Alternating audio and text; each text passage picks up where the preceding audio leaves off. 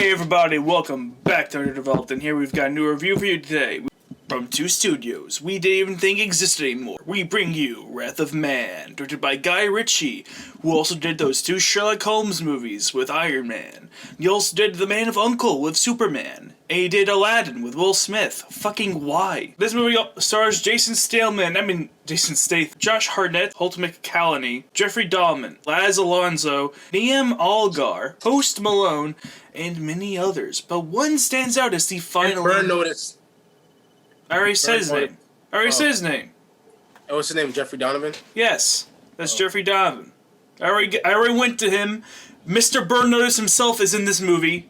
And also the inspiration for Andy Garcia is also in this movie. Final antagonist, Scott Eastwood, the product of Clint Eastwood's semen.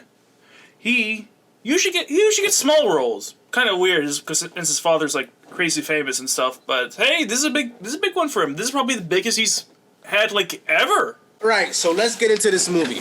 The Wrath of Man is essentially a story about a shady dude with a mysterious past who suddenly joins a security company and gets involved in these wacky homicidal hijinks where basically the armored brings trucks get robbed, and this dude is fucking up and killing these robbers and shit with these accurate precision. Dude has like one little 9mm, and he's taking out niggas with fucking machine guns and shit. Like, what the fuck?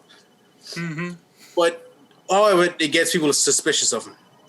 But as those who suspect realize they're powerless to do anything about it, it is revealed that his dark past is tied directly to what happens next. Mm-hmm. Yeah, that's definitely a way to put it. Yeah, there's a lot of mysterious shit going down in this movie. Absolutely. Yeah, for sure. But I'd like to get into basically the strengths of this movie. Yeah. The strength of this movie was definitely its non-linear storytelling. Hard agree. With Statham getting started as a security guard, and then showing scenes from several months earlier that give the audience more context as to who these characters actually are and their relationship to each other.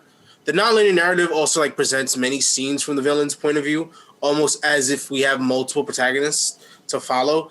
All these scenes very much nicely adds up to a comprehensive story that's consistently subverting the audience's expectation. Because I tell you, while watching this movie, I was expecting another boring, dull Jason Statham action flick like Transporter or whatever else. Same. But actually it caught me off guard because the beginning definitely was not it. And I'll let you get into weaknesses, but it definitely, I was expecting pretty much how this just saw some shit. Oh my god, yeah. You're absolutely right on that.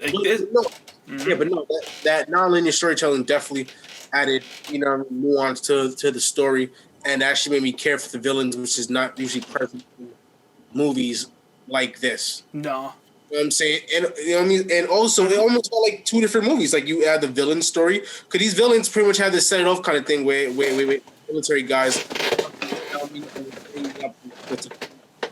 rob banks and shit, or rob armored trucks. And then, they eventually, and they look at the climax of the movie they basically look at the climax of the movie like their big score that will take out of the. But then, of course, betrayals happen and shit happens, which also added, kind of of The Departed that way, where almost all the main characters die. It's like a domino effect. One fall, others kind of actually remind me of the very beginning of Dark Knight, where the Joker henchman was robbing a bank and they all was offing each other once they got the money. Mm-hmm. So it kind of showed greed and shit like that. And inevitably, and inevitably ended with Scott Eastwood getting killed. He got away scot-free with all the money after killing off all his partners. You know what I mean? And also one thing too with Statham, at the climax where expected him to become a super badass to murdering everybody. Me and Cootie, I was really anticipating that happening. I was really looking forward to it actually. But nah, they actually didn't. He actually got shot up, and then we didn't see him until the very end pretty much. It was a realistic fight scene. He was just coming in, which is weird because he was pretty much doing the whole movie anyways. Yeah. And he couldn't take them down. So. Mm-hmm. Yeah, it wasn't like crazy ridiculous like Fast and Furious or anything. Yeah, that's over the top. But what about you? What do you think about this movie? I thought you were right on the money, especially about this whole thing, just subverting your expectations. It totally does, especially with that absolute weak ass beginning.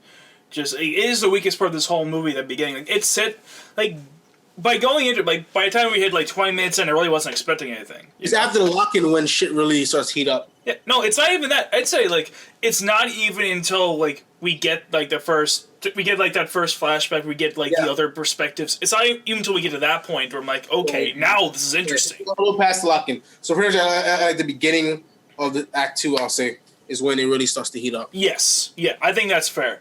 Because like the whole opening bit with like him just being the security guard, like, it just wasn't that good. Like it had such it had just fucking awful ass cringy dialogue. It was written horribly. Because with no context, sorry to tell you, but like with no context, like I look at it as like, oh my god, like you have to be a dumbass not to know this guy is a wolf in sheep's clothing.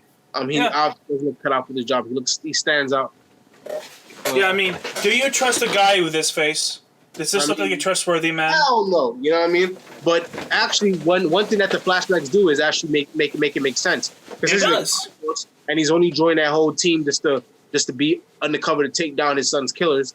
It's like, oh, okay, I get it. This dude don't really give a fuck. He's gonna get his job done.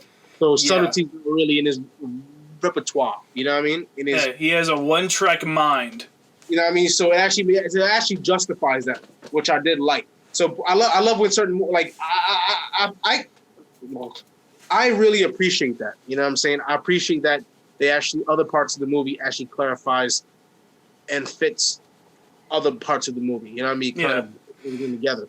So it actually made the movie stronger because now I actually get it. So I have no malice against that scene whatsoever. This was awesome. You know what I mean? Like overall this was very entertaining. I actually kind of liked it. Well, I liked it a lot more than I thought it would. Yeah, for sure, man. There's definitely one of Statham's better movies in a long time, or probably ever. Who knows? Yeah, I'd say probably ever. I think like, there really aren't that many of his movies I think were all that good. Yeah. Like the only other one I remember that's decent was also a Guy Ritchie movie.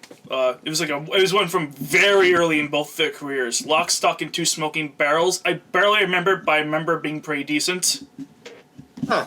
Yeah. But yeah, that was like the first movie to like that either of them were really known for. Yeah, it kind of shows you. It kind of shows you like, how far. But both of them have come really. They both come a long way. Yeah, for sure, absolutely, and it kind of shows you how when you actually give a fuck about what you're making, you actually can make a decent piece of writing. Like you can make an action film, a cheesy action flick, and it's something interesting with it's a little bit of writing and a little bit of experimentation and thinking outside the box. Even though stuff like this has been done, it still was done in a cool way that kind of fitted the story. Yeah, like it makes sense. Jason Statham usually wouldn't performance actually fit his character for this. But anyways, yeah, that's what I think. So I think it's score time, Nick. What about you? Yeah, I think it is. This is kind of a tough one to score. I'd say I put it firmly in the early 3s. It's good, but it's not great. I'll say like a 3.2, 3.3. Yeah, I'm thinking something like that too. I think I'll give it 3.3. That's pretty decent.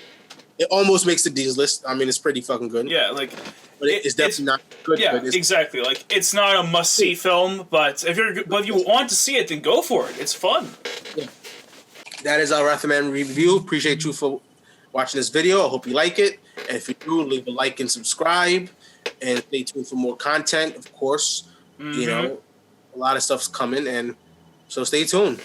Keep your hearts and your eyes open, you know? Yeah. See you all next time.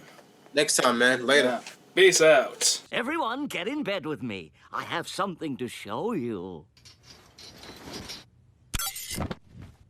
Feast your eyes on this. It's beautiful. And huge. Can I touch it?